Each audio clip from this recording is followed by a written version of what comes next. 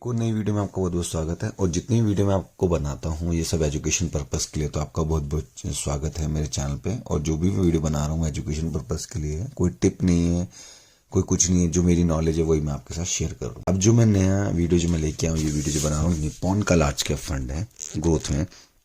और इसकी जो एनएवी है 26 दिसंबर 2025 की 93 रुपये 77 पैसे है।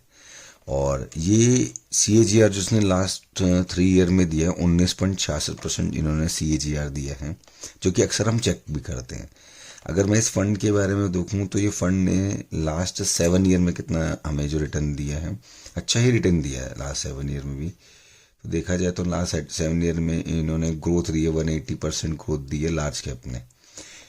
और इस फंड के बारे में थोड़ा थोड़ा है, इस फंड का जो AUM है जो 50,000 करोड़ का AUM है, एक्सपेंस रेशियो जो है 1.48% है। और 5 की रेशो में ये फंड जो है चल रहा है। तो एक्सपेंस रेशियो इसका कम है, ठीक ठाक है, क्योंकि ऑलमोस्ट इसी इतना ही होता है। लेकिन 50 करोड़ का ये फंड है तो अच्छा ही है फंड। बाकी इसके लमसम में बात करूँ तो लार्ज के फंड में क्या होता है कि बड़ी बड़ी बड़ी कंपनीज होती हैं जो टर्नओवर घुमाने के लिए काम करती है, प्रॉफिट कमाने के लिए भी काम करती है, तो वहाँ रिटर्न कम भी आता है समटाइम। क्योंकि बिकॉज वो लार्ज कैप कंपनी है, वो अपने अच्छे रिटर्न, क्योंकि वहाँ पे रिस्क कम है, तो जायज़ सी बात है वहाँ प्रॉफिट भी कम आएगा। लार्ज कैप में ये जरूर है कि यहाँ रिस्क कम है तो वहाँ प्रॉफिट भी कम ही होता है। लेकिन अगर हम यहाँ लमसम के बारे में बात करें तो उन्होंने लमसम में भी कैटेगरी वाइज इन्होंने भाई लास्ट 3 ईयर में 15% रिटर्न बना के दिया है इन्होंने लमसम में। और 10 साल में भी इन्होंने 13% रिटर्न बना के दिया है। तो लेकिन लास्ट 2 साल में इन्होंने अच्छा रिटर्न दिया है 16%।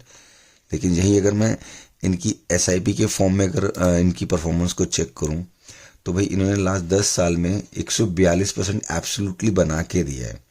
और 5 साल में 58%, 3 साल में 28%, और 1 साल में तो 9%, और 2 साल में 12% दिया। देखो लमसम और SIP में फ़र्क क्या होता है, एक स्पेशल वीडियो मैं इसके लिए लेके आऊँगा। लेकिन अब जो मैं वीडियो में बता रहा हूँ कि लमसम और SIP में फ़र्क क्या होता है, लमसम वो है कि आपने एक साथ पैसा दे दिया और मार्केट में वो एक साथ लग गया, तो जब मार्केट अगर डाउन होगी तो एक साथ टूटेगी, बढ़ेगी तो एक साथ आपको प्रॉफिट होगा। लेकिन SIP में होता है कि हम थोड़ा थोड़ा पैसा इन्वेस्ट करते हैं मार्केट के अंदर। जब हम धीरे धीरे पैसा इन्वेस्ट करते हैं मार्केट के अंदर तो हमारा पैसा भी धीरे धीरे बनता है।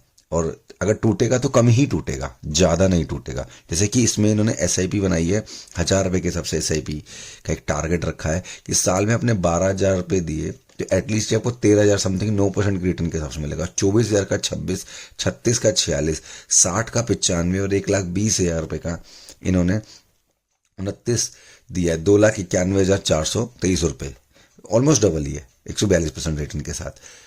ये जो प्रॉपर पोर्टफोलियो काम करता है ये इक्विटी बेस्ड है। 99% इनका इक्विटी के अंदर काम है। वेटेजली 86% है। और नंबर ऑफ स्टॉक्स जो है 75 है इसके अंदर। टॉप 10 स्टॉक 43% और top 5 stock 28%, top 3 sector stocks इन 59%। अभी और चीज़ देख लेते हैं। फंडामेंटली जो है इसका PE 26 का है और PB ही 3 का है। तो 30 से नीचे होता है तो PB ऑलमोस्ट अच्छा रहता है। सेलिंग भी अच्छी कर रहे हैं, डिविडेंड 1% दे ही रहे हैं। सेल ग्रोथ इनकी 19.36 है इस फंड की। और इस फंड का रिस्कोमीटर अब आप देख ही रहे हैं कि कितना कितना रिस्क कहाँ कहाँ है। मेनली अगर हम चलें तो इसके अंदर हम जाते हैं इसकी होल्डिंग में, कि किसी भी फंड की जो होल्डिंग बहुत इंपॉर्टेंट है कि वो किस सेक्टर में कितना पैसा इन्वेस्ट कर रहा है। देखा जाए तो अगर हम सेक्टर्स वाइज पहले बात कर लेते हैं तो सेक्टर वाइज वो फाइनेंशियल सेक्टर में भी इन्होंने इन्वेस्टमेंट कर रखी है। कंज्यूमर साइक्लेबल इंडस्ट्रीज है, इंडस्ट्रियल के अंदर भी है। एनर्जी सेक्टर, यानी कि आज की डेट में आप एनर्जी सेक्टर देखते हैं, NTPC ग्रीन, ये सारे बड़े बड़े स्टॉक्स हैं। एनर्जी सेक्टर है, रिन्यूएबल का सेक्टर, टेक्नोलॉजी IT के सेक्टर्स हैं, कंज्यूमर डाइवर्सिफाइड के सेक्टर्स हैं। और अगर हम स्टॉक्स की बात करें तो उनके पास HDFC बैंक का स्टॉक है, स्टेट बैंक का भी स्टॉक है। फाइनेंशियल पे सारे स्टॉक्स हैं। रिलायंस एक बहुत बड़ी कंपनी है, एक्सिस अपने में जाना माना नाम है, ICICI अपने में जाना माना नाम है, L&T भी अपने में जाना माना एक नाम है। कितने बड़े बड़े फंड्स ये ऑपरेट कर रहे हैं। और अगर मैं इसके अबाउट सेक्शन की बात करूं तो भाई इस फंड के जो फंड मैनेजर तो आप देख ही रहे हैं, ये फंड 2007 में आया था और S&P BSE का 500 का के बेंचमार्क के साथ आया था। देखो रिस्कोमीटर ही बहुत हाई दिखा रहा है। रीजन क्या है, रिस्क तो भाई हर चीज़ में हाई ही है, तो इसी वजह से है।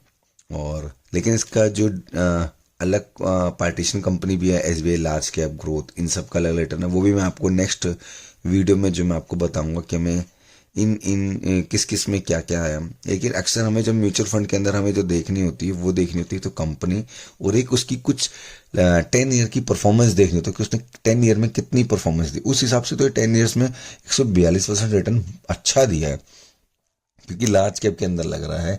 बड़ी बड़ी टाटा, रिलायंस, अडानी जैसी कंपनी इनके साथ काम कर रही हैं। तो जो इन्होंने होल्डिंग में भी दिखाया कि axis bank, HDFC bank, banking sector में इन्होंने पैसा जो इन्वेस्टमेंट कर रखा है, तो अच्छा रिटर्न ही है। बाकी ये फंड मुझे अच्छा लगा, लेकिन अभी जो है ये फंड जो है अभी 93 रुपीज़ के ऊपर ट्रैक कर रहा है। लेकिन अगर हम ओवरऑल 10 ईयर्स में देखें तो इस फंड ने बहुत अच्छा ग्रोथ किया। ये फंड जो है 6.32% के हिसाब से और आज बहुत ऊपर जा चुका है। ओवरऑल ये फंड की अगर मैं देखूं कहानी, तो ओवरऑल फंड जो ऊपर ही है, देखिए लार्ज के फंड ऑलमोस्ट ऊपर ही दिखाई दे रहा है। और इस फंड के बारे में और एक दो चीज़ें हम देख लेते हैं कि इस फंड के अंदर और क्या क्या चीज़ें हैं, रिस्को मीटर के साथ साथ, कि सेक्टर वाइज हमने सब कुछ बता दिया है। तो ये फंड जो है प्राइमरी इन्वेस्टमेंट ऑब्जेक्टिव है डेस्क to generate long term capital appreciation. अगर आप लॉन्ग टर्म के हिसाब से मार्केट में इन्वेस्टमेंट कर रहे हो तो लॉन्ग टर्म के हिसाब से मार्केट में बहुत ही अच्छा प्रोडक्ट भी है ये।